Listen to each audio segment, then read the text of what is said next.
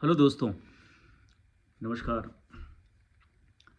अभी से 15 साल पहले वेस्ट बंगाल में कोई सोचा भी नहीं था कि बीजेपी इतनी बड़ी ऐतिहासिक जीत करेगी और ऐतिहासिक जीत लेकर के आएगी वेस्ट बंगाल में।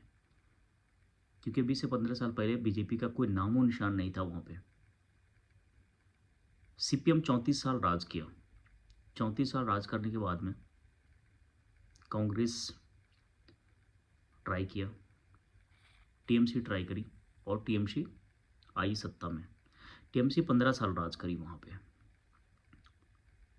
उस 15 साल के दौरान बीजेपी स्टार्ट किया था फॉर्म अपना गवर्नमेंट, और वहाँ पे पार्टी स्टार्ट किया था।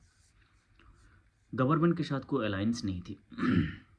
उस टाइम ऐसा लगता था कि बीजेपी यहाँ पे कुछ नहीं कर पाएगी। लेकिन 2026 का जो कल का जो रिजल्ट आया, इतनी बड़ी ऐतिहासिक जीत 15 साल के बाद में, और बीजेपी अपना चीफ मिनिस्टर बनाने जा रही है यहाँ पे,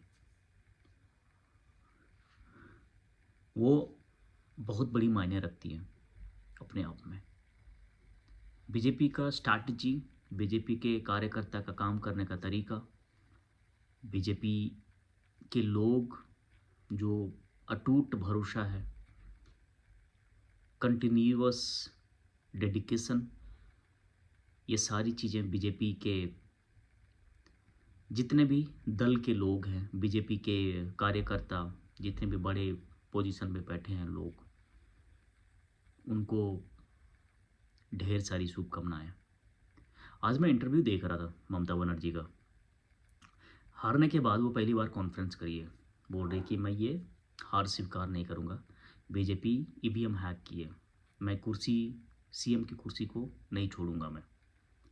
ये फर्स्ट टाइम ऐसा स्टेटमेंट नहीं आया है, इसका हर टाइम का यही नाटक है।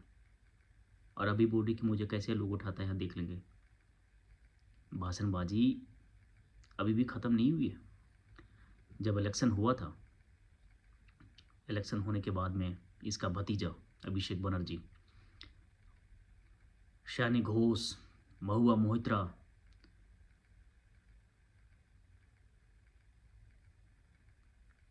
बहुत सारे इसके नेता, जहांगीर खान, इन लोगों का बोलने का तरीका चेंज हो गया था। इन लोगों को लग रहा था कि यहाँ पे राजाशाही है, हम 15 साल से राज कर रहे हैं, हमको कौन हटा सकता है। इतने लफ्ज़ खराब हो गए थे लोगों के बारे में, बीजेपी के बारे में, बीजेपी के लोगों के बारे में, इतनी धमकियाँ दिया जा रहा था इन सब लोगों से। अभिषेक बनर्जी का स्टेटमेंट था कि 4 तारीख को दिल्ली से कौन आता है बचाने के लिए मैं देख लूँगा। सियानी घोष चिल्ला रही थी कि ममता को कोई हरा नहीं सकता है, 100 साल लग जाएंगे। सब बिल अभी सब बिल में घुस चुके हैं। अभी किसी का स्टेटमेंट नहीं आ रहा है, क्योंकि पिछवाड़े पे लगने का सबको डर है। कल ममता बनर्जी बोलती कि हमको 3 बजे शाम से बहुत लात मारा है। वीडियो का थोड़ा सा देखे हम लोग भी, कहाँ लात लगी है। ये भूल गए कि कितने कार्यकर्ता मरे हैं बीजेपी के, कितने लोग मरे हैं बीजेपी के, कितने परिवार उजड़ गए हैं आपके टीएमसी के गुंडों से। जो जिहादियों को पाल करके रखे थे आप और रखे हो, उसका सुपड़ा तो अब साफ होगा। मैं बीजेपी गवर्नमेंट से एक सिफारिश करना चाहता हूँ मैं, कि आप जल्दी से जल्दी, आप डेट तो अनाउंस कर ही दिए कि 9 तारीख को मैं शपथ ग्रहण करूँगा, लेकिन आई वुड सजेस्ट कि आप एक अच्छा डिसीजन मेकर चीफ मिनिस्टर बनाएं, टीट फॉर टाइट, कोई दोहरी राजनीति नहीं। जो जैसा किया है उसके साथ वैसा ही करना है। बहुत सारे लोग अपने परिवार को खोए हैं।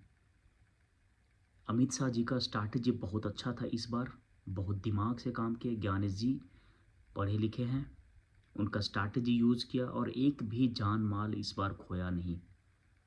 आई वुड रियली अप्रिशिएट और I am really appreciating Gyanesh ji और अमित शाह जी। आप सही से अपना स्किल्स यूज किए हैं और लाखों लोगों का जान बचा है इस इलेक्शन में। आप ये स्ट्रैटेजी यूज नहीं करते तो बहुत सारे लोग घर से बेघर हो जाते, इधर इस दुनिया में नहीं रह पाते और नहीं रहते।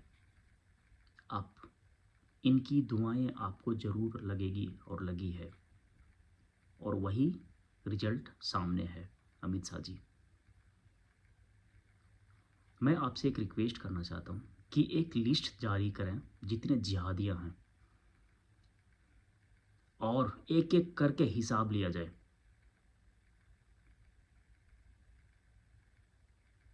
वहाँ के लोग बहुत कुछ झेले हैं, बहुत कुछ देखे हैं।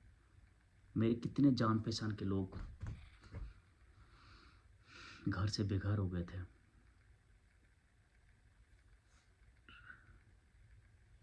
उनका घर जला दिया गया था, उनका बेटा को मार दिया गया।